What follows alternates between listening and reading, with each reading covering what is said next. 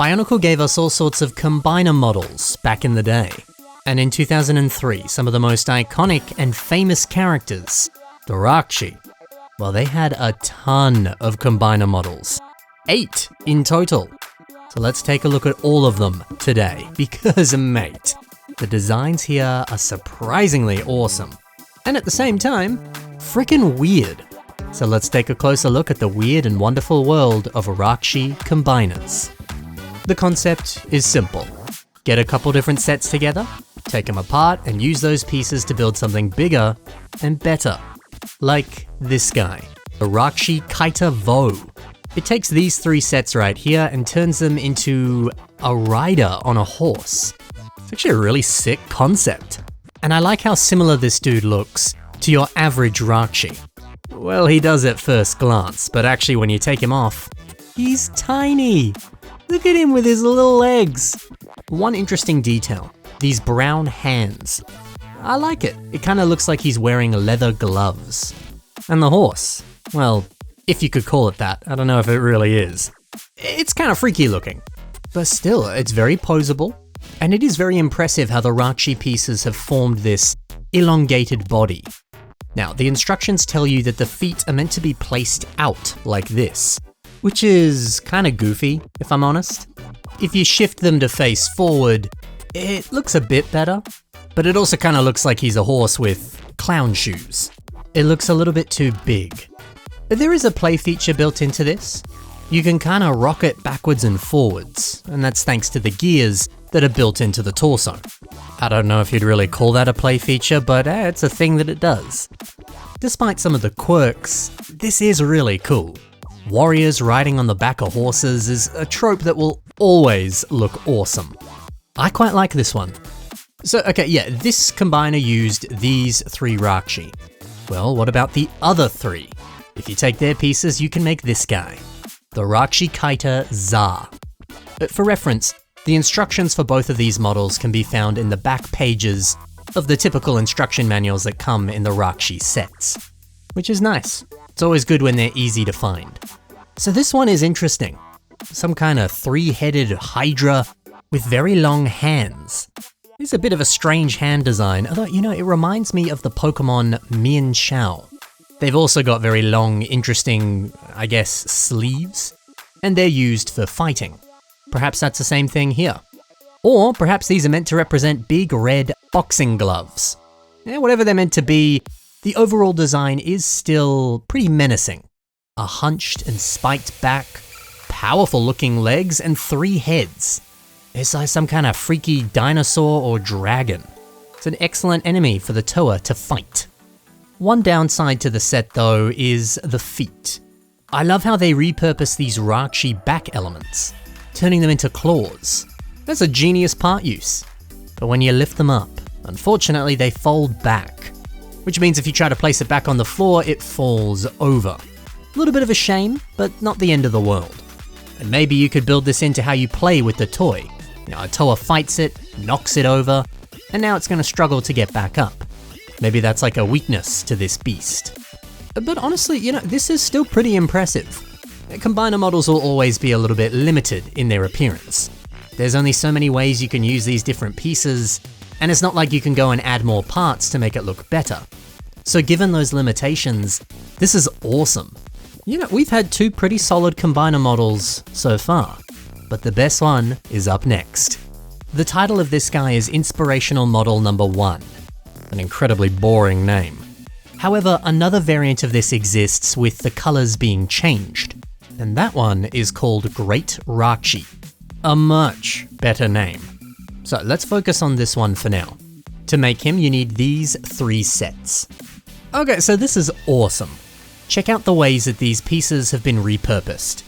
Turning the back pieces into these big shoulder spikes, repurposing the limbs and turning them into a funky waistcoat. That looks awesome. And we got that same hand design using the feet pieces. Only this time, it's kind of folded over, with the big part facing backwards. Pairing it with a big old weapon, I think this looks so much better. And then taking the shoulder elements and turning them into the frame for the torso. Mate, every square inch of this combo model has some really Really clever part usage.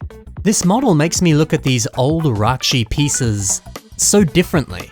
Yes, they're older elements, and sometimes that can make them a little bit harder to use. Oh, or so I thought. No, these older pieces are incredibly useful. I've spent ages dismissing them simply because, well, they're old. How silly of me. Look at the huge variety of stuff you can do with these parts. And look at the huge variety of body shapes across all 3 or 4 of these combiners. If these pieces can pull off so much variety, well, then that means they're good pieces. Maybe this is your sign to get some Rahkshi pieces in your collection, because just look at what you can accomplish. That's the creative beauty of Lego, baby. Up next is another one of those inspirational models with a boring name, and this dude uses pieces from the following Rahkshi. Now, where do you get the instructions to make this dude? That's a good question. This model, as well as some of the other ones that I'm going to be showing you, well, the instructions come from some Asian and Korean Lego magazines. Additionally, I believe certain Korean Lego sets included like an additional pamphlet that showed, hey, here's some ideas for some other stuff you can build. But yeah, these instructions were limited to certain parts of the world, which is fascinating. Honestly, I didn't even know some of these combo models existed until I did this video. And you better believe it, some of these models are freaking amazing. Well, I say that, the better ones are coming later. This one might be my least favorite. Yeah, it looks cool, it's imposing, it's posable, it's nice. Yeah, but issues like these blasters on the shoulders, a cool concept, but yeah, they do kind of block the face, which is unfortunate. The arms and the hands are cool, big long spikes that are very posable, and again, it feels very similar to Mian Xiao, the Pokemon. But I don't know. The colors, the overall shape, it just feels a bit more messy. The colors aren't blocked as well as they were in the other models. This one has some room for improvement. But with how posable the arms are, it's still pretty cool. Another Korean combiner model, this one is called Ultra Rahkshi. So this one feels awfully similar to stuff we've seen before. It's the exact same sets, being used in a different way. You got that same 3-headed combo. You've basically got an Italian flag on this mock with those colors. I mean, you know, there's some similarities. However, I think this kind of perfects some of the older models. Why? Good question. I like the fact that their heads are spaced out a little bit more. It gives them more breathing room. It just reads better. And it makes posing it far easier. The spiky hands feel a little bit more modest, and they aren't as long and gangly as we've seen before. These just feel right. The overall body shape is pretty cool, pretty solid. I like this. I also like the X shape on the back of the torso. Making use of these feet pieces, it's pretty nice. It actually kind of reminds me of Ash Greninja, another Pokemon. He's got that big X on his back. This could be a similar thing. Although there's some pretty silly stuff here, you might have seen it already. He has nipple guns. Blasters coming right out of his chest.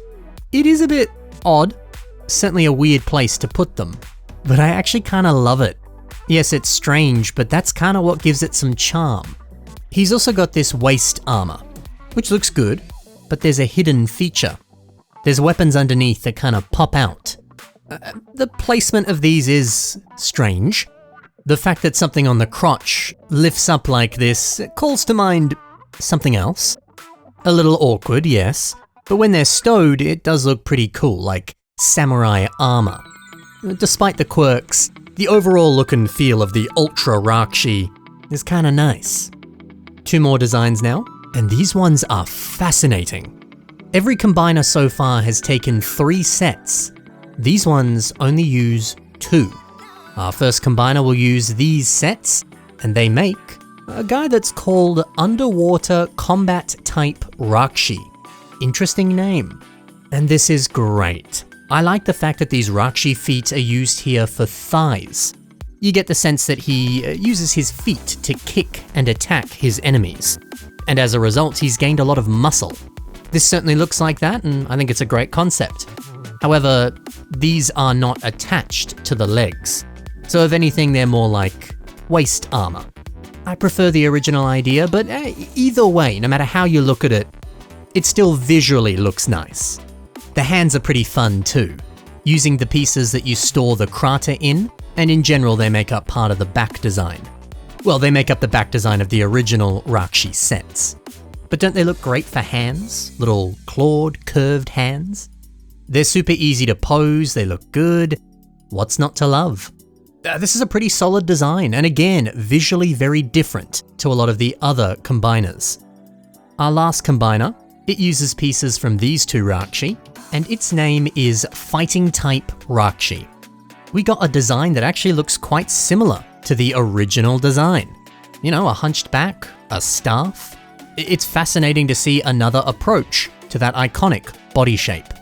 Once again, these pieces are used in some very creative ways. The spiky spines as legs. Elements that make up the back while turning them into fingers, or a larger hand design. And also angling these leg elements to form a bit more of a hunched back. They do look a little naked without the spikes on their back. That's so, iconic to a Rahkshi. But this is still really cool. Funnily enough, this is actually more posable than a standard Rahkshi set. I think that just goes to show how impressive all of these combo models really are. The fact that each one takes the pieces from the original and finds incredibly innovative ways of reusing them. Building these sets felt like a building masterclass. It was a lesson in nice part usage. And it just goes to show that no matter how old a Lego piece is, even if they date back to frickin' 2003, they can still be incredibly versatile and super useful. I highly recommend building any one of these combiners. You're gonna learn so much. Not to mention too, every Rahkshi set basically has the exact same pieces, just, recolored and some slight variations. So if you have 3 of any color of Rahkshi, you can build any one of these combiner models. You'll just have to change up the colors, but that doesn't matter. They'll still look great. I love all the creative possibilities of building a combiner like these guys. So, did you know about all 8 of these Rahkshi combiners, or were some of them brand new to you? Let me know in the comments below. But that's all for today, guys. Thank you so much for watching. Happy building, and bye for now.